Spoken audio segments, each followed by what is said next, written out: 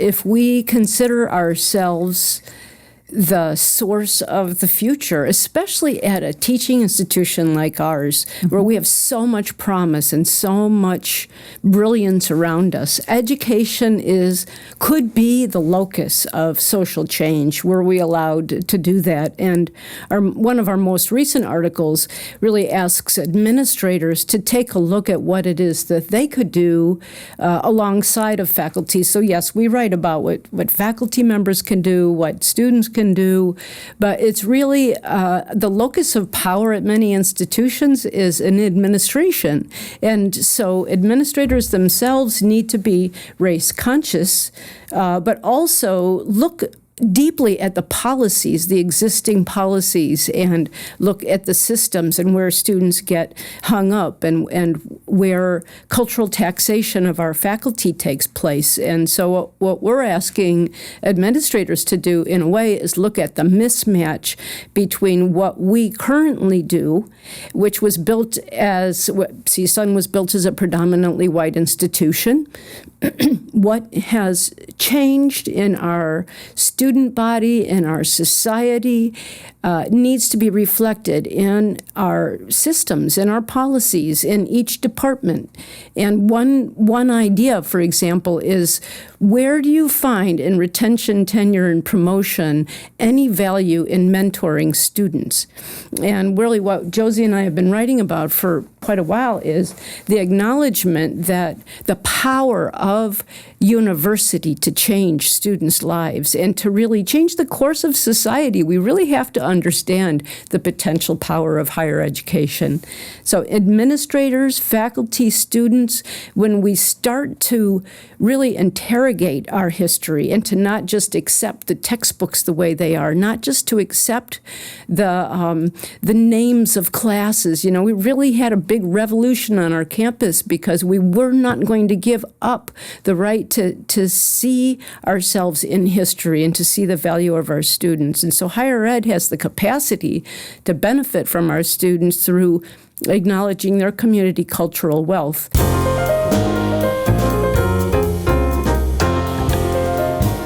Welcome to Diving into the Discourse. I'm your host today, Carmen Ramos-Chandler, and we are going to be talking with Drs. Carrie Sedamo and Jose Vargas, who have been researching this for a long time and have actually published 3 articles in professional trade journals on this very topic. So one of you want to tackle what I think is not actually a simple question. What is anti-racism?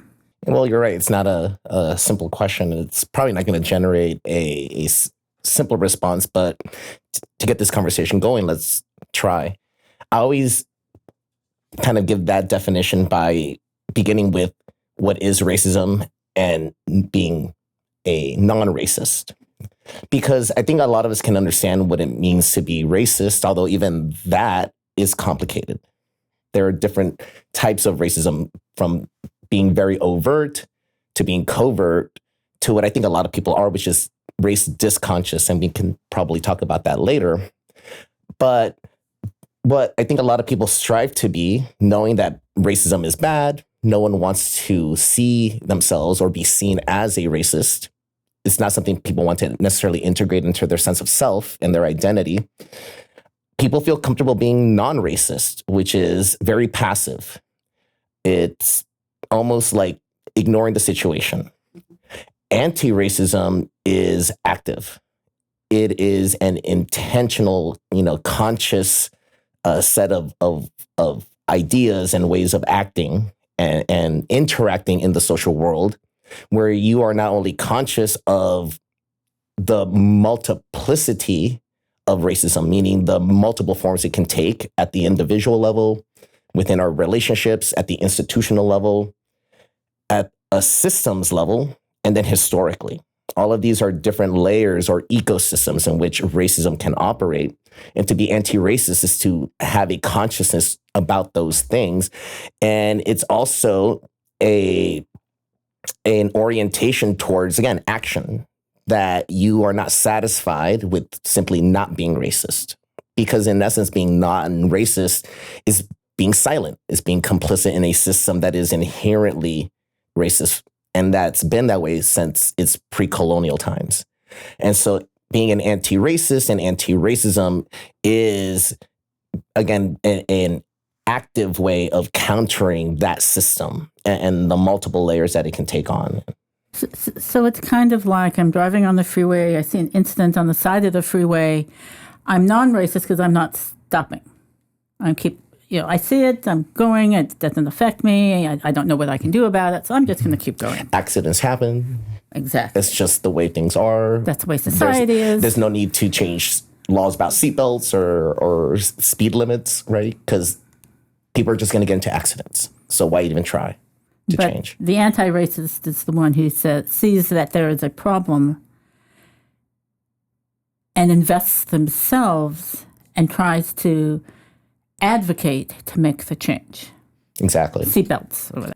In part because you see the context of the situation. I see someone on the side of the road, and I don't just see that person. I see the situation. I see the history. I see the systems that may or may not come to that person's aid.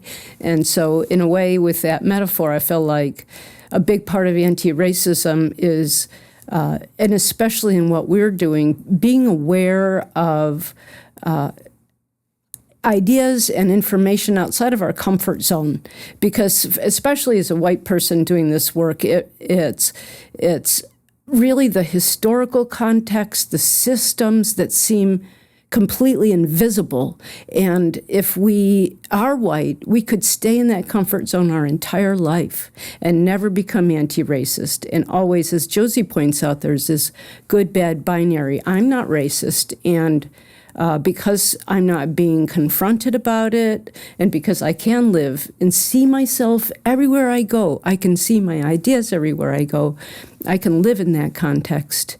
And part of it is very painfully becoming aware of how just brutal and violent the history of our country is and how uniquely racist we are in this country. And I think that, that metaphor of acting or not acting involves a lot of deconstructing what we already have been taught our entire lives. And so when I talk about being anti-racist to other people, to me, as a white person, it involves unraveling so much of what I thought, what I did when I was younger.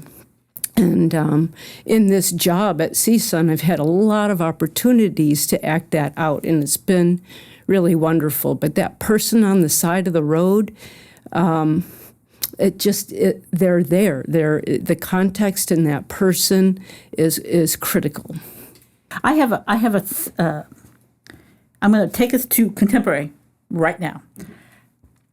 There are thousands of people across this country, across the world, who, in most instances, share a certain skin pigment. And they will insist, well, that happened 100 years ago.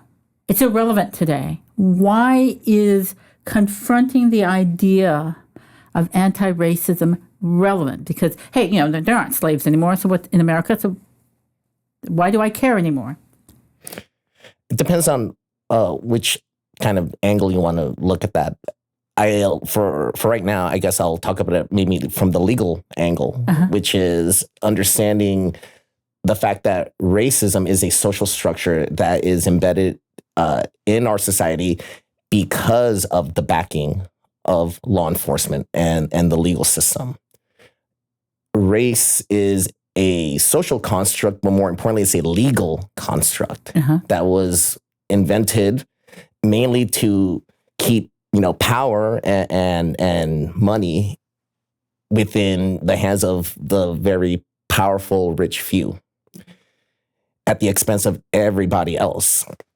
So there's a system of capitalism in place that goes hand in hand with racism. It also goes hand in hand with sexism, because all of this is, again, about trying to protect those few at the top of that hierarchy, which tend to be white, wealthy, male, heterosexual, cis Christians.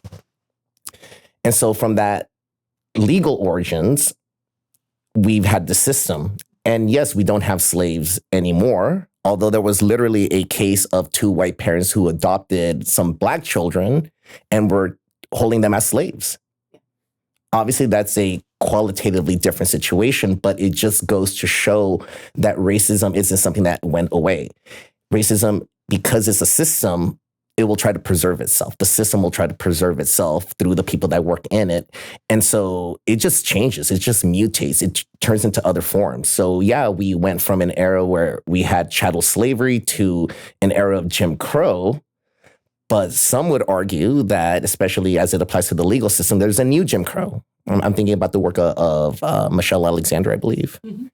And being able to recognize, again, the intergenerational layer of what we're talking about when we're talking about race and racism is critical to that deconstruction process that Carrie alluded to earlier.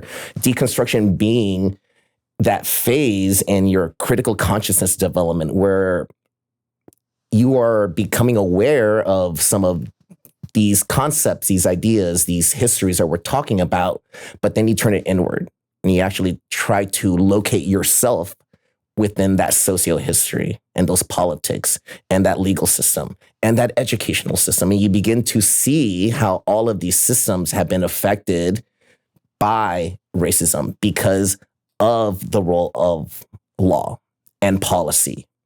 Why, as a white person, should someone care? Why would they care? They benefit. White people benefit from equality as much as anyone else because when we think about universities as part of developing an ideal society, what we want as an ideal society is for everyone to become their best.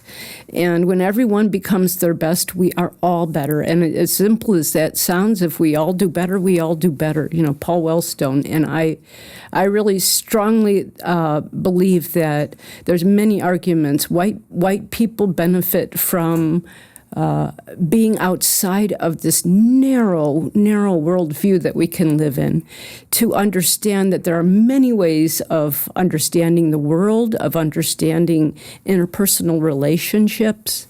I think therefore I am is not the only way to be. And I think white people are really limited by the way that we think about things. And to be perfectly honest, part of what's difficult about deconstruction is really realizing how mean-spirited it is to be a white person living in your comfort zone. Let's talk a little bit about deconstruction and what you mean about it, and also deconsciousness that you talked about it, right? Let's talk a little bit. Because I think going from being non-racist, which is something we've asked that we as a society, in theory, most Americans, I'm going to limit it to our country at the moment, given the experiences of Jim Crow and the civil rights movement of the 50s and 60s and the violence, the outright violence that confronted those who were advocating for others, that they encountered, a lot of people were shamed and realized it was wrong. I'm cynical today. I do not think the country moved out of the goodness of its heart.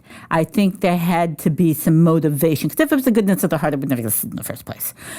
There had to be some impetus to get people to recognize that the Jim Crow laws, the segregation, the outright discrimination was wrong. There had to be somebody to hold up the mirror and say, this is wrong. That made me possible to be a non-racist.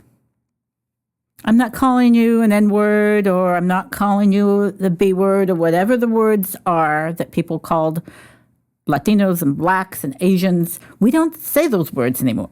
Yeah, now we say things like DEI and woke. Yeah. But in essence, it's code for the same thing. Exactly. But that's a new acceptable word. But it's easier, and I'm not going to... Well, that's not true. We have lawsuits right now, but in theory, I'm not going to blatantly deny you rental of an apartment because based on the color of your skin, in theory. We have laws that say that's wrong. But to move to being the next step, it's got to be hard. How? Well, you just kind of hit something, right? We keep coming back to this theme about the law. Yeah. And as researchers that lean on critical race theory, the origins of that perspective came out of a critique of the legal system. And Derek Bell, who is considered like the founder of that perspective, in one of his seminal works, makes a kind of argument that does seem a little cynical, which is you cannot achieve civil rights through the current legal system. You can't do it through American jurisprudence because, again, this legal system that we live in has always been racist. It's not like, ooh, there was a time in the past where U.S. jurisprudence was at the very least non-racist, let alone anti-racist. No, it's always been racist. And that hasn't changed. The only thing that's changed, again, is the manner in which racism expresses itself. And you said something, too, that I think makes total sense, that when we started to see things like the civil rights movement take hold, and you actually started to have the legal system kind of pay attention, oftentimes it's because of an interest convergence. That it's in the interest of those in power to kind of give minorities some rights. We'll give you some crumbs because at this moment there's an imperative that's not something that's, trying to actually care about these individuals as human beings to give them full dignity. During the civil rights era, the United States was trying to, plant democracies around the world. And it's kind of hard to tell other countries to be a democracy when you're an apartheid state. And that's the thing. America has never, ever reconciled the fact that for 50 years after the Civil War, it was an apartheid state. And that's in essence what Jim Crow is. And so people don't make these changes out of the goodness of their heart. And as a result of that interest convergence that happened a few decades ago, it did set the stage for this new form of racism, which is a little more covert, and that allows for race disconsciousness. And what do I mean by race disconsciousness? So racism, again, is that overt expression of hatred, like calling someone the N-word at the individual level, but then at a systemic level, something like an apartheid system. Yeah. A 2-tiered, 3-tiered system where you know your place. Well, that term, knowing your place, kind of apartheid means apartness. And it means that you need to know where you belong in that hierarchy. And you don't go up here. It's a caste system. It's another caste system. It's exactly what it is. We think we're a class system. And that's one of those myths that people need to deconstruct. But when you're race disconscious, it's not that you're overtly racist. It's that you are unaware of, again, the multiple ways that racism can manifest at that individual level, at that interpersonal level, institutionally, systemically, and intergenerationally. And so what do we kind of see among individuals who have, a race disconscious orientation? I'm basing this off of some of the research by Titone, which appears in our article on the Anti-Racist Educator's Journey. And what Titone did, she did a qualitative study based off of the work of Joyce E. King, who coined the term disconscious racism to, again, refer to not an overt type of racism, or even a covert type where you're doing coded language. It's, again, that you don't realize that you and the society you live in is still engaging in what amounts to race and racism. And when you are race disconscious, if you're at, the early parts of developing your critical consciousness, you bought into this system so much that you're, in essence, an assimilationist. You may not be a racist. So you don't believe in biological superiority. You probably don't believe in religious superiority. That tends to be something that overt racists tend to still lean on, even in 2024. But what you tend to see among these folks is, but why can't they just assimilate to our culture? The implication being that our culture is better. If you can get past assimilationism, though, you still have another issue. We're a highly individualist country. So you're not going to see this problem as something that is interpersonal, systemic, institutional, historical. You're going to reduce something that is ultimately structural into an individual problem. So why don't they work hard enough? Exactly. Why don't they just pick themselves up from their bootstraps if they just learned English, which goes back to that assimilationism. So you tend to see these two kind of dominant ideologies at play among people who are race disconscious. And when you speak that way, it does sound almost benign. Like, I'm trying to help you, you know, which again is a little bit of that white paternalism and that white saviorism. I don't need your help. What I need is for you to help me change the system. I don't need you to give me a handout. What I need for you is to be a partner with me to remove the obstacles that allow me to succeed. Yeah. And then you have that issue of the definition of success, which is different. And how do you address that? The ideal of success being monetary, whereas success may not necessarily lie monetarily. Right, and that comes from having that narrow view of what is valued and what is valuable in life. Absolutely. Because I think a lot of people of color often go into, and women often go into what one would call a service industry or a service career, depending on what it is. That's not where the money lies. And therefore you did it to yourself, and you've kept yourself in the pink, brown, black, yellow, whatever color you want to use, ghetto, because you didn't go to become an investment banker. Not that the investment banker club would let you in, but you made choices that was your fault. Therefore, you don't have the generational wealth because you weren't smart enough to X, Y, Z. I think that's part of the problem too. And I would argue that there are racial ethnic minorities that buy into this. Oh yeah.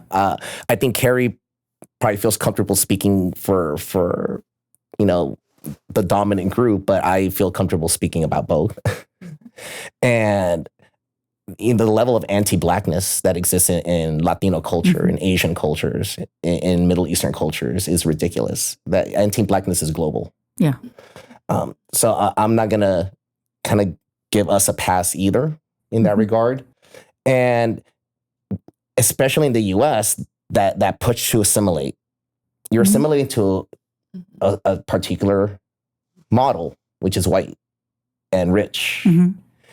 And so I think there is a mentality among many Americans that they're just temporarily displaced millionaires.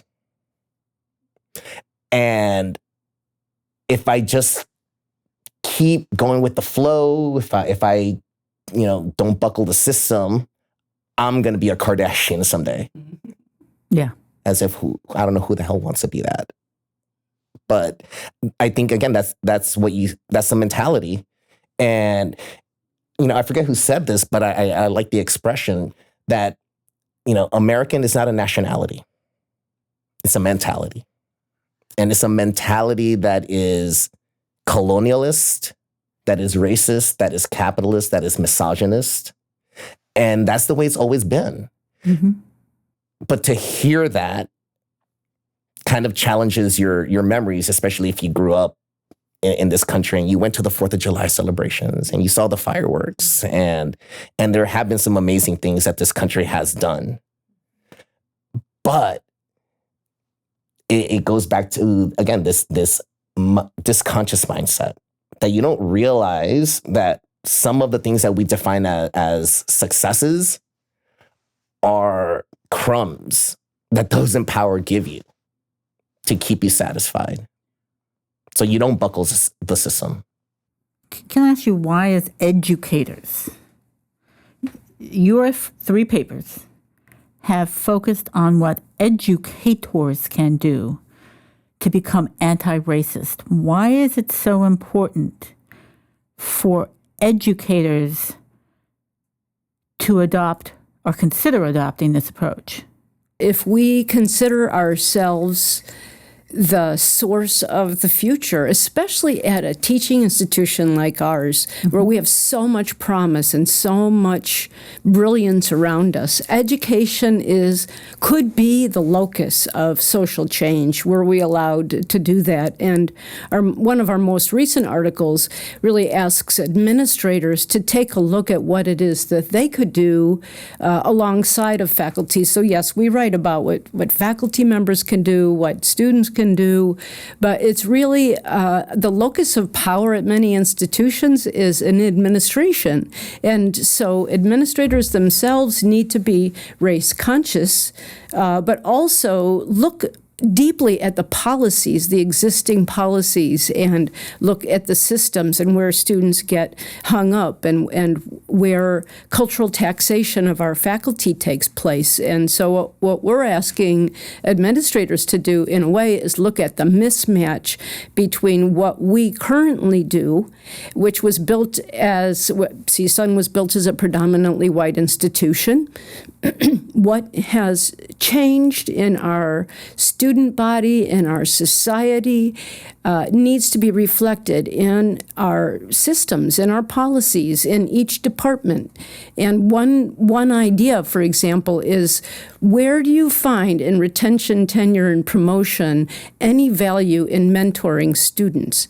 And really what Josie and I have been writing about for quite a while is the acknowledgement that the power of university to change students' lives and to really change the course of society. We really have to understand the potential power of higher education. So administrators, faculty, students, when we start to really interrogate our history and to not just accept the textbooks the way they are, not just to accept the names of classes. You know, we really had a big revolution on our campus because we were not going to give up the right to see ourselves in history and to see the value of our students. And so higher ed has the capacity to benefit from our students through acknowledging their community cultural wealth. And one of the things that happened to me when I came here from Detroit and Michigan was, wow, Latino students, this is something really different for me. And I think higher education needs to listen to our students and what they offer and their perspectives, because again, I think even though an institution is not an individual, institutions themselves started out as a very narrow, focused institution on a certain number of students in the Valley, and now we serve students from all over and students who are much more diverse.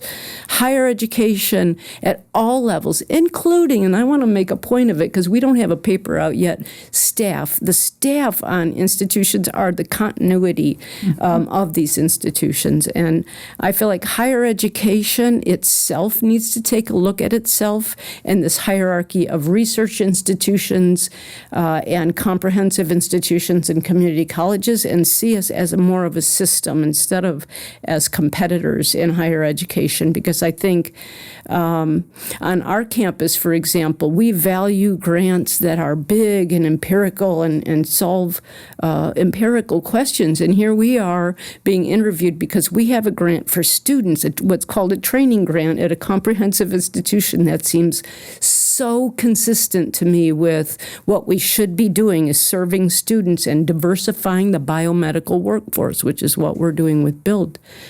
And yet, we ourselves on this institution have this disease of academic capitalism where we say, well, if you bring in a bigger amount of money to the institution, we will value that more. And so these processes of not valuing mentoring or not knowing where mentoring fits in higher education, there are empirical studies of faculty members of color, and they are more likely to come to a faculty position interested in helping students than faculty who are white.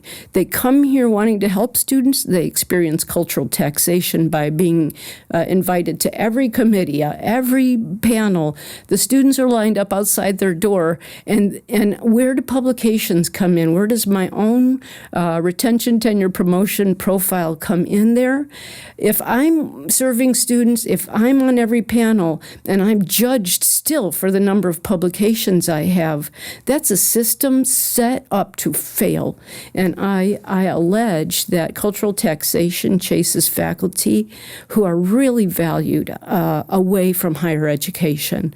And that's just exactly the wrong direction that we need to take. I would add to that, or at least my response to that question, maybe a little more philosophical. This is why I love working with Carrie. Like, she always brings me back down to earth a little bit. But for me, the reason that I think it's important to, work with educators in doing this anti-racist work, it is because every other industry out there, healthcare, transportation, economics, politics, it all involve educational systems at some point. It's the educational system, like the sociologist Emil Durkheim kind of talked about, it's a space where we replicate culture and where we modify culture. The same dynamics that play out in those academic spaces are microcosms in many ways of what's happening in the broader world. And so from a philosophical perspective, what I would argue, kind of basing it off of the work of philosopher of science Nicholas Maxwell, that academia in many ways is part and parcel of the problem, because it is the intellectual arm of the system. And that system in the United States is militaristic, it's nationalist, and it's capitalist. And so, for example, oftentimes I hear the phrase military-industrial complex, and I always add research to that. It's a military-industrial research complex because universities are implicated in this system, a system that is, again, when we think about it, from a philosophical perspective, it's homicidal at this large, systemic level. And so many people are harmed by it. And because, academia has become just this intellectual arm of the broader system, academia doesn't do what some of the original, philosophers who created these little institutions wanted it to be. Some of the original philosophers thought about academia as a place where you go and develop your wisdom. And wisdom can be defined as the capacity to understand and to work towards those goals, those aims that are beneficial not just for the individual, but for the society as well. Academia is not an institution that is meant to build the wisdom of our students. It's meant to build their knowledge, because we need to fill them with specific types of knowledge that will keep them docile, knowledge that will keep them, satisfied if they get a decent paying job, right? In other words, create the next generation of workers. And exactly, to fill the vacancy in the workforce. Yeah. Not to create wise individuals who can go out there and do wonderful things for their communities.